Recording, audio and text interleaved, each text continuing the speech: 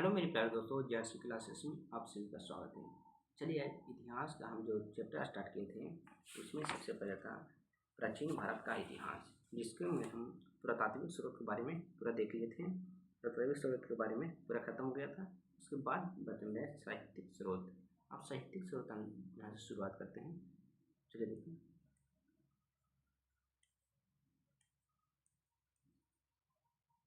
साहित्यिक स्रोत। अब देखिए साहित्यिक स्रोत में मेरा, चलिए साहित्यिक स्रोत के बारे में देखते हैं। इसमें पहले सबसे पहले देखते हैं धार्मिक साहित्य क्या था। देखिए धार्मिक साहित्य, तो धार्मिक साहित्य को हम ढेर सारे भागों में बांट देते हैं। ठीक है, पहले देखिए वेद हो गया। ठीक है, दूसरा में वेदांग, वेद वेदांग और उपनिषद। ठीक है, वेद हो गया, वेदांग हो गया, उपनिषद हो गया, अरण्यक। ठीक है, पुराण, और पुराण फिर इससे आगे लीजिए बौद्ध ग्रंथ, बौद्ध ग्रंथ। ठीक है, और एक लीजिए जैन ग्रंथ, जैन ग्रंथ। ये सब था मेरा धार्मिक साहित्य था। वेद वेदांग उपनिषद पुराण और बौद्ध ग्रंथ और जैन ग्रंथ। ठीक है, अब इससे आगे कुछ है, हम बौद्ध ग्रंथ देखते हैं। तो इसमें लिखिएगा, आगे अगला पार्ट ले लेते हैं। चलिए चलिए नोट में कुछ ले लेते हैं। नोट में पहले नोट डालिएगा। इसमें लिखिए कि बौद्ध ग्रंथ है। बौद्ध ग्रंथ क्या कहता है? त्रिपिटक था, जातक था, दीपवंश, महावंश। यदि इन सबको साहित्यिक स्रोत के बारे में जानकारी मिलता है। त्रिपिटक, जातक, दीपवंश, महावंश आदि से बौद्ध का इतिहास की जानकारी हमको प्राप्त होता है। तो इसमें लिखिए बौद्ध ग्रंथ, बौद्ध ग्रंथ, बौद्ध ग्रंथ में लिख लीजिएगा। ठीक है, पहले लिखिए त्रिपिटक, त्रिपिटक। ठीक है, दूसरा में जातक। ठीक है, महावंश। ठीक है, दीपवंश, महावंश, दीपवंश, महावंश। ये सब इसको मिलती है इस आदि से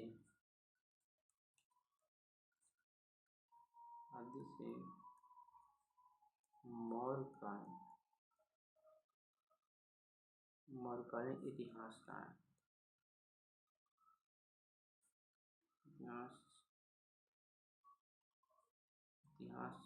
जानकारी प्राप्त होता है, जानकारी प्राप्त होता है।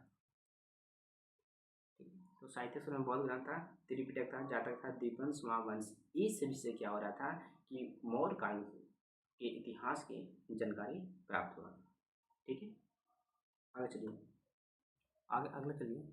दूसरा पॉइंट मेरा है कि जैन ग्रंथ, जैन ग्रंथ, जैन ग्रंथ में एक याद रखिए वो भगवती सूत्र, भगवती सूत्र। ठीक है, ये भगवती सूत्र के बारे में आपको पता होना चाहिए कि महाजन पद की जानकारी देता है, महाजन पदों की जानकारी। ठीक है, और ये जो महाजन पद की जानकारी इसने बताया था, इसने बताया था कि 16 महाजन पद थे। कितना? 16 महाजन पद। ठीक है, तो जैन ग्रंथ था, उसका नाम था भगवती सूत्र। याद रखिएगा, भगवती सूत्र। भगवती सूत्र में महाजन पदों की बारे में बताया गया था, और भगवती सूत्र में बताया था कि 16 महाजन पद थे। ठीक है, हो गया। अब इससे आगे जो सबसे महत्वपूर्ण है, वेद देख लेते हैं, वेद। ठीक, चलिए इससे आगे चलते हैं वेद। अब देखिए वेद, वेद के बारे में। तो वेद होता है 4 प्रकार का, वेद समझिएगा। वेद के प्रकार 4 प्रकार का होता है। पहला होता है क्या? ऋग्वेद। ठीक है, दूसरा देखते हैं कि सामवेद, तीसरा यजुर्वेद, ऋग्वेद, ठीक है, और चौथा अथर्ववेद, ठीक है। तो वेद के प्रकार 4 प्रकार हैं, ऋग्वेद, सामवेद, यजुर्वेद और अथर्ववेद, ठीक है। 4 प्रकार का वेद होता है। अब ऋग्वेद में ये समझिए कि ऋग्वेद क्या था। तो ऋग्वेद के बारे में बात करते हैं तो ऋचाओं का संग्रह को, ऋचाओं का संग्रह करता था कौन सा, ऋग्वेद, ठीक है, ऋचाओं का संग्रह, ठीक है। और सामवेद में क्या था, तो सामवेद में थे कि गीत गान जितना था, गीत, ये सामवेद के अंदर आता था, ठीक है। और यजुर्वेद का जो कर्मकांड था इसी के अंतर्गत आता था, कर्मकांड, सिंपल समझिए, कर्मकांड यजुर्वेद के अंतर्गत आता था। और अथर्ववेद में क्या था, अथर्ववेद में तंत्र मंत्र था, तंत्र मंत्र अथर्ववेद के अंतर्गत आता था, ठीक है। तो ऋग्वेद में देखिए क्या, तो ऋचाओं का संग्रह था, ऋग्वेद था। और सामवेद में जितना गीत गाना जो भी होता है सामवेद में, कर्मकांड जो भी हो रहा था तो यजुर्वेद में, और अथर्ववेद में तंत्र मंत्र अथर्ववेद के अंतर्गत आ रहा था, ठीक है। अब इससे आगे चलते हैं कि कुछ महत्वपूर्ण ऐतिहासिक तो जो किताब था, बुक था, उसके बारे में देखते हैं। तो चलिए इसमें देखिए कुछ महत्वपूर्ण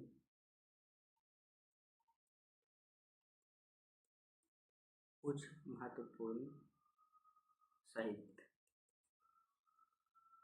ठीक है। अब इसको लिखिए, पहला नंबर दिए, पहले लिखिए अष्टाध्यायी, अष्टाध्यायी, ठीक है। इसको हम लिखे, अष्टाध्यायी किसके द्वारा लिखा गया था, तो ये लिखा गया था पाणिनि के द्वारा, पाणिनि, ठीक है, पाणिनि के द्वारा यह लिखा गया था, इसके द्वारा, पाणिनि के द्वारा। इसमें क्या था, तो संस्कृत व्याकरण का ये पहला ग्रंथ था। चलिए अगला स्टेप ले लेते हैं, चलिए साहित्य, ठीक है, पहला लिखेगा अष्टाध्यायी, अष्टाध्यायी, ठीक है। अष्टाध्यायी में लिखिएगा, इसका लेखक था,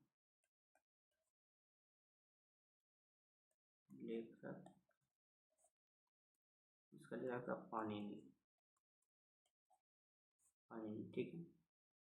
इसके बारे में जानकारी क्या मिलता है, तो लिख लीजिएगा, पहला स्टेप में लिखिएगा ये संस्कृत व्याकरण पहला ग्रंथ, संस्कृत व्याकरण, व्याकरण का पहला ग्रंथ, पहला ग्रंथ, ठीक है। दूसरा में लिख लीजिएगा कि पूर्व मौकाल की जो मौर्य काल था कि सामाजिक दशा का एक चित्रण करता था, तो लिखिए पूर्व मौर्य काल, पूर्व मौर्य काल का सामाजिक दशा का चित्रण, दशा का चित्रण, ठीक है। तो अष्टाध्यायी में ये लिखे, याद रखिएगा कि इसका लेखक था पाणिनि के द्वारा, यह रचना किया गया था, यह लिखा गया था पाणिनि के द्वारा, ठीक है। ये क्या था, संस्कृत व्याकरण का पहला ग्रंथ था, क्या था, संस्कृत व्याकरण का पहला ग्रंथ था। दूसरा में लिखा कि जो पूर्व मौर्य काल था उसका सामाजिक दशा का यह चित्रण करता है, कौन सा, अष्टाध्यायी, ठीक है। अब चलिए इससे आगे चलते हैं, दूसरा था अर्थशास्त्र, अर्थशास्त्र, ठीक है। तो आपको पता है सर इसका लेखक कौन था, इसका लेखक बात करते हैं तो कौटिल्य या चाणक्य था, ठीक है। तो देखिए कौटिल्य, कौटिल्य था, ठीक है, इसका लेखक कौटिल्य था। अब इसको में क्या मिला है, तो ये था जो मौर्य काल का, देखिए मौर्यकालीन, ठीक है, मौर्यकालीन राज्य व्यवस्था का, राज्य व्यवस्था का चित्रण करता था, ठीक है, चित्रण। अब देखिए कि जो अर्थशास्त्र था ये किसके द्वारा लिखा गया था, तो ये लिखा गया कौटिल्य के द्वारा लिखा गया था, ठीक है। तो कौटिल्य के द्वारा लिखा गया था। इसका विशेषता क्या था?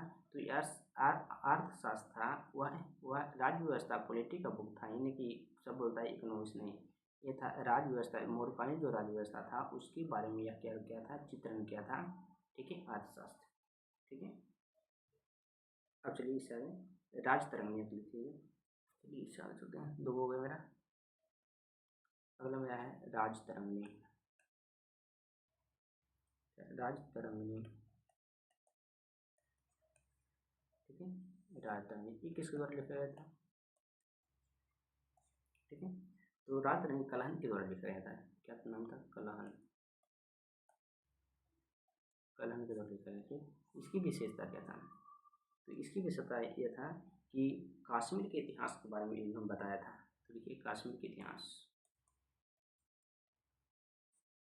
कश्मीर के इतिहास के बारे में जानकारी मिलता है। ठीक है, तो राजतरंगिणी इसका लेखक था कौन सा? कलहन था। कलहन कश्मीर के इतिहास के बारे में इन्होंने बताया था, राजतरंगिणी। ठीक है, और एक था पुस्तक, वह लिख लीजिए, ये तीसरा था। चौथा लिखिए, चौथा नंबर एक था कि महाभाष्य था, महाभाष्य। ठीक है, तो हम महाभाष्य इसका लेखक था पतंजलि, लेखक इसका था पतंजलि। ठीक है, अब इसकी विशेषता क्या था? तो इसकी विशेषता ये है कि मौर्य उत्तरकालीन व्यवस्था की जानकारी दिया था। ठीक है, देखिए मौर्य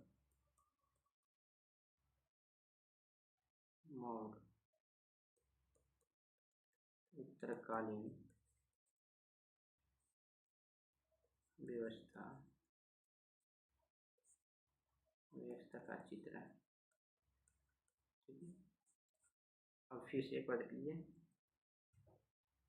चलिए देखिए, पुस्तक में मेरा था कि साहित्यिक स्रोत मिला था, उसमें सबसे पहले देखें वेद, वेदांग, उपनिषद, ब्राह्मण पुराण और बौद्ध ग्रंथ देखें, जैन ग्रंथ है, ये मेरा धार्मिक साहित्य था। ठीक है, इसी सबसे पहले कुछ महत्वपूर्ण पॉइंट देखें कि बौद्ध ग्रंथ में देखें कौन सा? त्रिपिटक, जातक, दिवंश, महावंश, ये सभी क्या क्या करता था? मौर्यकालीन इतिहास के बारे में जानकारी दिया था। ठीक है, उसके बाद हम देखें जैन ग्रंथ। जैन ग्रंथ में एक सबसे महत्वपूर्ण पॉइंट था कि जो भगवती सूत्र था, भगवती सूत्र के बारे में 16 महाजनपदों की जानकारी देता है भगवती सूत्र। ठीक है, तो सबसे महत्वपूर्ण था भगवती सूत्र। और उसके बाद हम चलें कि जो प्रमुख ऐतिहासिक साहित्य था उसमें सबसे पहले हम देखेंगे कौन सा? अष्टाध्यायी। अष्टाध्यायी, इसके बारे में देखें कि इसका रचनाकार था पाणिनि। ठीक है, तो इसमें इसको क्या जानकारी मिलता है? तो संस्कृत व्याकरण का पहला ग्रंथ यह था। ठीक है, पूर्व मौर्यकाल की सामाजिक दशा का यह चित्रण किया था। ठीक है, पूर्व मौर्यकालीन सामाजिक दशा का चित्रण किया था। दूसरा था अर्थशास्त्र। अर्थशास्त्र या तो कौटिल्य के द्वारा लिखा गया था। इसमें जानकारी मिलता है कि मौर्यकालीन राज्य व्यवस्था का एक चित्रण किया था। ठीक है, और ऐसा माना जाता है कि राजकीय व्यवस्था पर लिखित प्रथम पुस्तक था। यह पहला पुस्तक था जो कि राज्य व्यवस्था पे यह लिखा गया था। ठीक, इससे आगे चलते हैं। तो इससे आगे हम देखें राजतरंगिणी। राजतरंगिणी लिखा था किसके द्वारा? कलहन के द्वारा लिखा गया था। राजतरंगिणी में कश्मीर के इतिहास के बारे में जानकारी मिलता है। और चौथा था महाभाष्य, इसका लेखक था पतंजलि। ये मौर्य उत्तरकालीन व्यवस्था का चित्र करता है। ठीक है, अब इसके आगे हम चलते हैं, कुछ विदेशी यात्रियों का आगमन कैसे कैसे हुआ था जो देखते हैं। ठीक है, तब चलते हैं इससे आगे चलते हैं विदेशी यात्री के बारे में। ठीक है, विदेशी तो 3 प्रकार से हम देखते हैं। पहला मेरा था कि पुरातात्विक स्रोत था, दूसरा साहित्यिक स्रोत था, तीसरा विदेशी यात्रियों का विवरण। तो विदेशी यात्री में देखते हैं सबसे पहले कि अब विदेशी आया था 3 भाग में आया था। ठीक, पहला था उसका नाम था यूनानी था। ठीक है, सेकंड में आया था चीनी था, और थर्ड था वह अरबी था। ठीक है, 3 वर्ष। अब यूनानी कौन कौन आया था, चीनी कौन था और अरबी कौन कौन था लेखक था, उसके बारे में हम देखते हैं। तो सबसे पहले देखते हैं यूनानी के बारे में। ठीक है, तो यहाँ लिखिए यूनानी। ठीक, यूनानी में पहले पॉइंट में लिखिएगा। यूनानी में देखते हैं पहले हेरोडोटस, पहला नाम है हेरोडोटस। हेरोडोटस, ठीक है, हेरोडोटस। अब इसके बारे में देखते हैं। तो ये हेरोडोटस है, इसे इतिहास का पिता कहा जाता है। देखिए, इतिहास का पिता, इतिहास का पिता इसे कहा जाता है। क्या है? इतिहास का पिता। ठीक है, हेरोडोटस का इतिहास का पिता कहा जाता है। यह कहाँ का था? यूनानी इतिहासकार था। इसलिए यूनानी इतिहासकार, यूनानी इतिहासकार था। ठीक है, इसको 2 पॉइंट याद रखिएगा। हेरोडोटस का, हेरोडोटस कहाँ के रहने वाले थे? यूनान के रहने वाले थे, इसे इतिहास का पिता कहा जाता है। ठीक है, और इसने इस कहानी का था, तो इन्होंने अपनी रचनाओं में कल्पित कहानियों को स्थान दिया था। कल्पित कहानी, कोई इतिहास इसने वर्णन किया था। ठीक है, उसके बाद आगे चलते हैं। टीटीएस, दूसरा में है टीटीएस। ठीक है, टीसीएस। ठीक है, दूसरा आया था टीसीएस। ठीक है, अब टीटीएस आया था। टीटीएस जो ईरान का ये राजवैद्य था। लिख लीजिए, ईरान का राजवैद्य, ईरान का राजवैद्य था। टीसीएस, टीसीएस था जो क्या था? ईरान का राजवैद्य था। ठीक है, इसके बाद आगे चलते हैं। चलिए आगे, अगला मेरा है मेगास्थनीज। देखिए, मेगास्थनीज ये महत्वपूर्ण है, इसको ध्यान रखिएगा। मेगास्थनीज, ठीक है।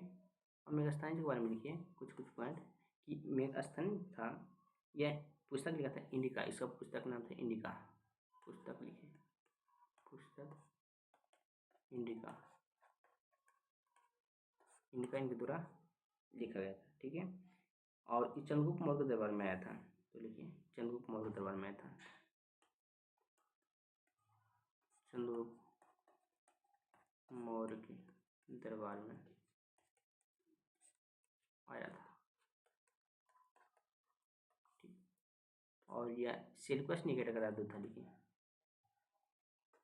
सेल्यूकस निकेटर का राजदूत था। सेल्यूकस निकेटर,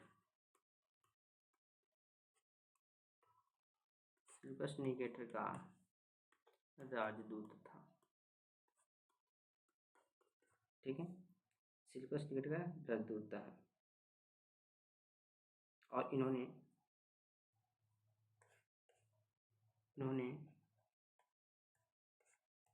मौर्यकाल का, मौर्यकालीन, लिखे, इन्होंने मौर्यकालीन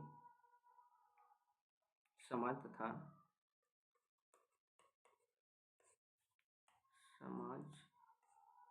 राज्य व्यवस्था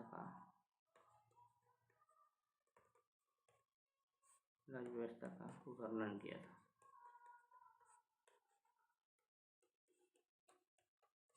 ठीक है, तो मेगास्थनीज के बारे में याद रखिएगा। इसका पुस्तक नाम था इंडिका था। चंद्रगुप्त मौर्य के दरबार में आया था। यह किसका राजदूत था? सेल्यूकस निकेटर का यह राजदूत था। इन्होंने मौर्यकालीन समाज का राज्य व्यवस्था का इन्होंने क्या किया था? वर्णन किया था। ठीक है, उसके बाद कुछ याद रखिएगा। टॉलमी जो जियोग्राफी नामक पुस्तक की रचना की थी, टॉलमी।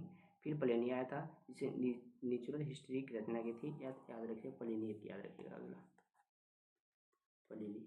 ठीक है, प्लिनी के बारे में ये याद रखिएगा कि इसने एक पुस्तक लिखा था, नेचुरल हिस्ट्री। ठीक है, तो लिखिएगा नेचुरल हिस्ट्री। ठीक है, नेचुरल हिस्ट्री की रचना की थी। प्लिनी के द्वारा लिखा है नेचुरल हिस्ट्री नामक पुस्तक लिखा गया था प्लिनी के द्वारा। ठीक है, तो यही था यूनानी। यूनानी में सबसे पहले हम देखें हेरोडोटस, जो इतिहास का इसे पिता कहा जाता था। दूसरा था टीटीएस, जो ईरान का राजवैद्य था। तीसरा था मेगास्थनीज जो इंडिका की रचना किया था। अच्छा, चंद्रगुप्त मौर्य के दरबार में आया था। सेल्यूकस निकेटर का यह क्या था? राजदूत था। ठीक है, इन्होंने मौर्यकालीन के समाज तथा राज्य व्यवस्था का वर्णन किया था। ठीक है, अगला देखिए टॉलमी था, जो जियोग्राफी नामक पुस्तक की रचना की थी। प्लिनी ने क्या किया था? नेचुरल हिस्ट्री की रचना की थी। ठीक है, एक और आया था, उनका नाम था कीर्तित्यस्य। चलिए रहने दीजिए। ओके, अब चलते हैं इससे आगे।